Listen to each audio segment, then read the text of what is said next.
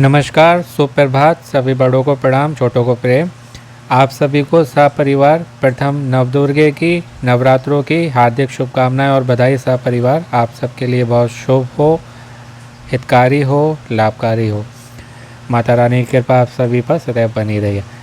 आज है 15 अक्टूबर 2023, दिन रविवार। और जैसे कि आप जानते हैं, जो पहले से खेल रहे हैं, कि प्रत्येक रविवार को हम दैनिक भास्कर वालों का भास्कर फैमिली क्विज खेलते हैं। लेकिन आज वो कुछ नहीं आया है, क्योंकि जैसे कि आज से नवरात्रे प्रारंभ हुए हैं, तो इन्होंने बहुत अच्छा किया कि उस क्विज़ का नाम बदल के माता रानी को समर्पित किया। और ये क्विज़ जो है नवरात्रि विशेष भास्कर क्विज़ है, जो कि केवल आज के दिन आएगा। और अगले सप्ताह से जहाँ तक है, फिर से भास्कर का फैमिली क्विज़ आएगा। क्विज़ वही है, नाम बदल दिया है। और जैसे कि पिछली बार जो आपने देखा होगा 2 अक्टूबर को गांधी जयंती पे क्विज़ आया था, बिल्कुल ऐसे ही है। उसमें भी 10 क्वेश्चन थे, इसमें भी 10 थे। दैनिक भास्कर का जो हम फैमिली क्विज़ खेलते हैं, उसमें 5 प्रश्न होते हैं और 10 विजेता चुने जाते हैं। इसमें 10 प्रश्न होंगे और 21 विजेता चुने जाएंगे, और उन 21 जनों को 2100 रुपये का अमेज़ॉन का गिफ्ट वाउचर मिलेगा। तो जब भी आप क्विज़ देखें, खेल लीजिए। वो कोई 7 से 12 लाइव रहता है, ये सुबह 6 से शाम को 6 बजे तक लाइव है। तो आप शाम को 5:59 तक कभी भी खेल सकते हैं, पर जब भी आपको वीडियो मिले खेल लीजिएगा। इसमें ये अच्छा है, उसमें जो है 7 से 12 की टाइमिंग थी, केवल 5 घंटे की, इसमें आपको 12 घंटे मिल रहे हैं। दूसरा, उसमें केवल 10 विजेता चुने जाते थे, इसमें जो है 21 विजेता चुने जाएंगे। तो आपके पास जो है चांस ज़्यादा हैं, और जो भी जीतेगा उसको जो है मैसेज के ज़रिए ये भेज देंगे। विनर लिस्ट जैसे मेरे पास आएगी, मैं आपको अपडेट करवा दूंगा। मोबाइल नंबर डालना है, सेम वही है प्रोसेस।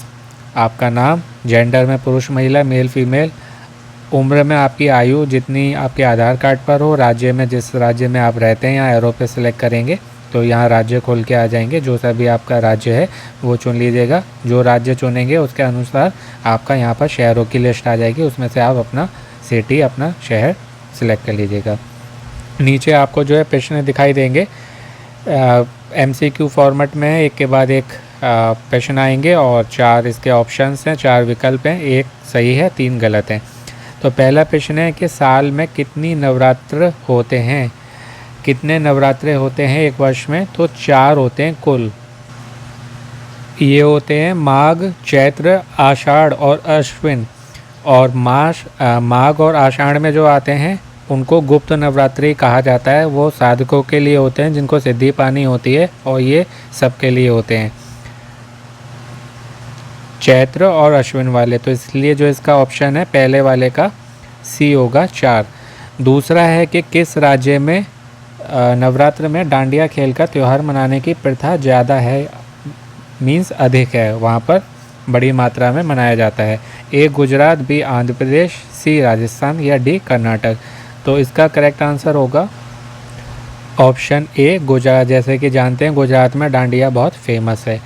तीसरा है कि नवरात्र का पहला दिन किस देवी को समर्पित है? ऑप्शन हैं ए ब्रह्मचारिणी माँ, बी स्कंद माता, सी कालरात्रि माँ या डी शैलपुत्री माँ।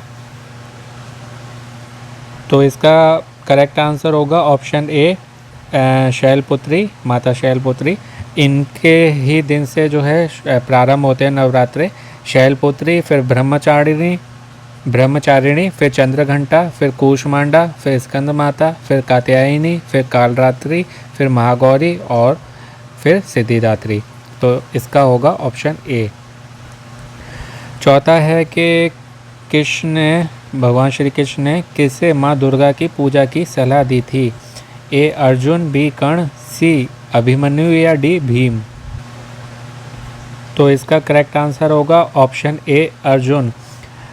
श्री कृष्ण जो है अर्जुन को पार्थ नाम से भी पुकारते थे, या पार्थ नाम से पुकारते थे, क्योंकि जो ये माता कुंती के पुत्र थे अर्जुन, और माता कुंती को जो है प्रथा नाम से भी जाना जाता था। तो इस कारण जो है ये श्री कृष्ण इनको पार्थ नाम से पुकारते थे, और अर्जुन को इन्होंने माँ दुर्गा की पूजा की सलाह दी थी, क्योंकि ये इनके जो है प्रिय भी थे। और मेन युद्ध जो है इन्होंने ही लड़ा था, और श्रीमद् भगवत गीता का ज्ञान भी श्री कृष्ण ने अर्जुन जी को ही दिया था, 5 पांडवों में से।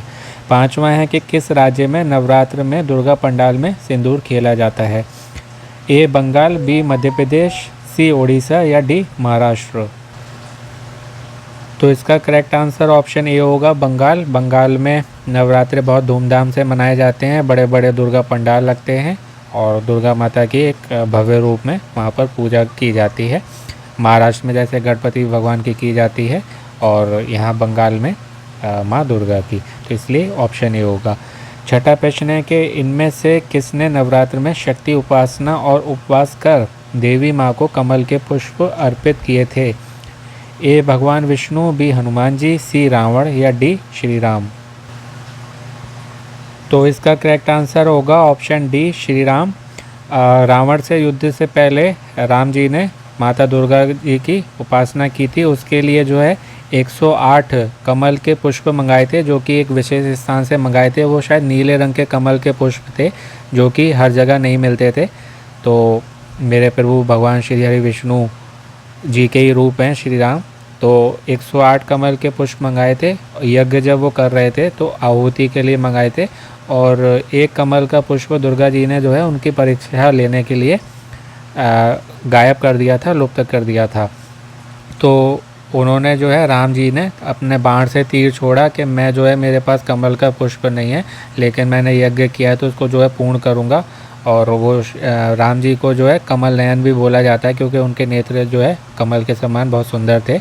तो कमल नयन भी नाम है श्री राम का 1008 नाम में से। तो उन्होंने जो है तीर छोड़ा था कि मैं जो है 108वें कमल पुष्प के रूप में अपना नेत्र आपको अर्पण करता हूँ, समर्पित करता हूँ।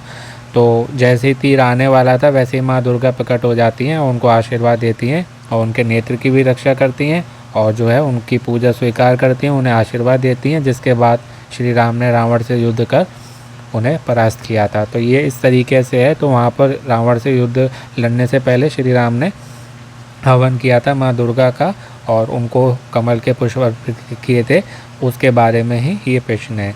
तो वो जो पुष्प है नीले रंग के शायद कमल के पुष्प है जहाँ तक मुझे ध्यान है, और कहानी ये है जो मैंने आपको बताई। 7वां है कि महिषासुर के साथ माँ दुर्गा का युद्ध कितने दिन चला? उसका वध युद्ध के कौन से दिन हुआ था? ऑप्शन हैं ए 9 दिन युद्ध चला, 10वें दिन वध किया। दूसरा है 5 दिन युद्ध चला, 5वें दिन ही वध। तीसरा है कि 8 दिन युद्ध चला, 9वें दिन वध, या डी पहले ही दिन वध। तो माँ दुर्गा को महिषासुर मर्दिनी भी बोला जाता है क्योंकि इन्होंने महिषासुर को मारा था, अर्थात महिषासुर का मर्दन किया था, इसलिए महिषासुर मर्दनी। तो इसका करेक्ट आंसर होगा ऑप्शन ए 9 दिन तक युद्ध चला था और 10वें दिन वध किया था। सोचिए माँ दुर्गा को उसका अंत करने में 9 दिन लगा, तो सोचिए कितना खतरनाक जो है ये असुर होगा, राक्षस होगा। असुरी था क्योंकि नाम में महिषासुर। ये नाम कैसे आया? ये महिषी से आया है, महिषी जिसका अर्थ होता है भैंस। तो ये इसको भैंसासुर भी बोलते थे या महिषासुर। तो ये एक तरीके का भैंसा जैसा जानवर था जिसका माँ दुर्गा ने अपने त्रिशूल से अंत किया था। उसके बाद ही उनको जो है महिषासुर मर्दिनी के नाम से जाना जाने लगा, अर्थात महिषासुर का वध करने वाली।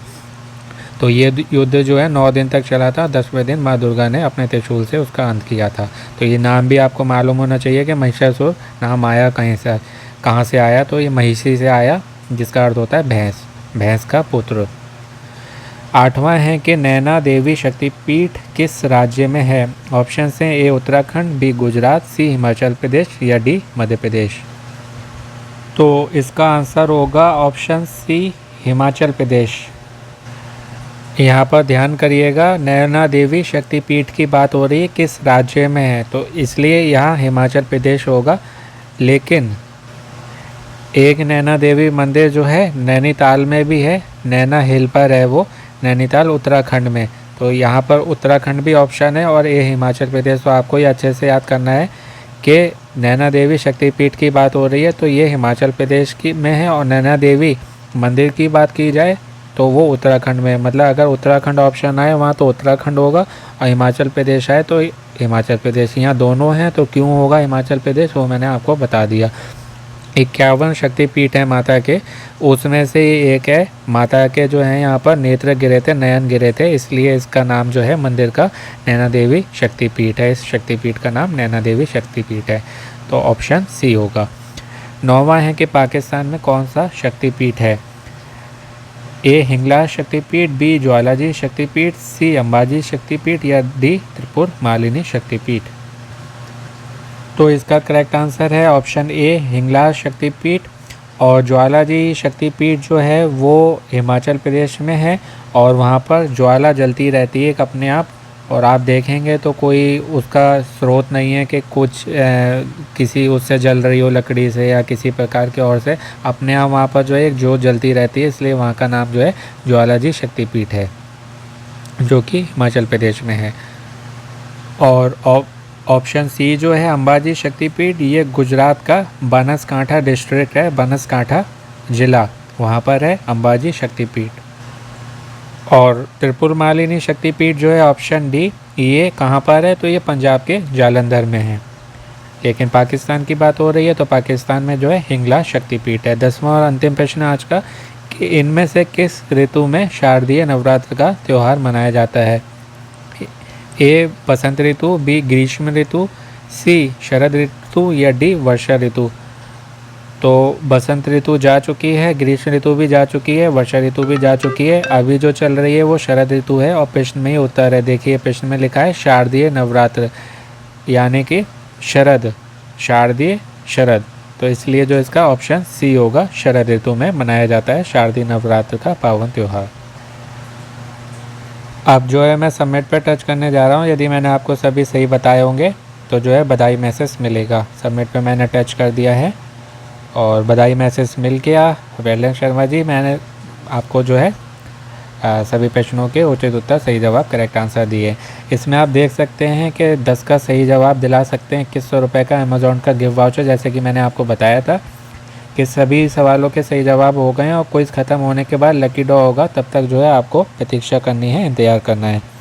आपको जो है मैसेज के ज़रिए ही अमेज़ॉन का ई गिफ्ट वाउचर का कोड भेज देंगे, जिसको आप अमेज़ॉन ऐप पे जाकर रिडीम कर सकते हैं। वो अमाउंट जो है आपके अमेज़ॉन पे वॉलेट में ऐड हो जाएगा। विनर लिस्ट जब भी आएगी मैं अपडेट कर दूंगा। ध्यान रखिएगा 6 से 6 तक क्विज़ लाइव है, तो शाम को 6 बजे से पहले आपको खेलना है, 5:59 तक खेल लीजिएगा। और इस क्विज़ का लिंक जो है आपको इस वीडियो के कमेंट बॉक्स में मिल जाएगा, उस पर आप क्लिक करेंगे, रीडायरेक्ट होकर इस होम पेज पर आ जाएंगे, उसके बाद आप जो है खेल सकते हैं। तो आप सबको all the very best and best of luck. अपनों का ध्यान रखें, स्वस्थ रहें, मस्त रहें, प्रसन्न रहें और सुनते रहें अभिवाणी भाई अभिषेक शर्मा। आपका दिनों जीवन शुभ हो। शीघ्र मिलते हैं नए वीडियो में। All the very best and best of luck again friends and juniors. और आप सभी को एक बार फिर से प्रथम नवरात्रि की और नवदुर्गों की हार्दिक शुभकामनाएं और बधाई। सा परिवार, माता रानी की कृपा आप सभी पर सदैव बनी रहे। जय माता दी, नमस्ते।